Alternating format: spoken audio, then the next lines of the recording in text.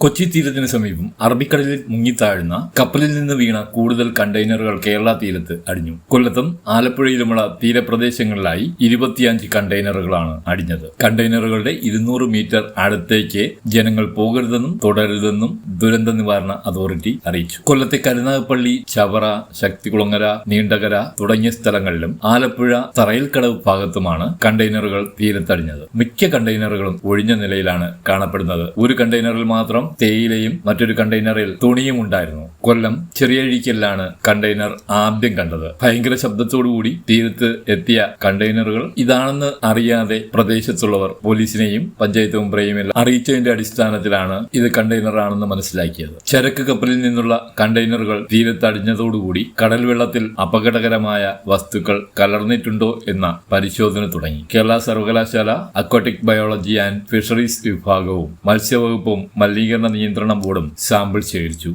അടുത്ത ഘട്ടമായി മത്സ്യത്തിന്റെ സാമ്പിളുകളും ശേഖരിക്കും. കസ്റ്റംസ് ഉദ്യോഗസ്ഥർ തീരത്തടിഞ്ഞ കണ്ടെയ്നറുകൾ MSC കപ്പൽ കമ്പനിക്ക് കൈമാറും. കണ്ടെയ്നർ കൊണ്ടുപോകാനുള്ള സാങ്കേതിക സഹായം കോസ്റ്റ് ഗാർഡും ജില്ലാ ഭരണകൂടവും നൽകും. നിലവിൽ ആശങ്കപ്പെടാൻ ഒന്നുമില്ല എന്നാണ് ഔദ്യോഗിക അറിയിപ്പ്. 200 മീറ്റർ അകലം പാലിക്കണമെന്ന ദുരന്ത നിവാരണ അതോറിറ്റിയുടെ നിർദ്ദേശം കണ്ടെയ്നർ കണ്ട എല്ലാ സ്ഥലത്തും പോലീസ് കർശനമായി നടത്തുന്നുണ്ട്.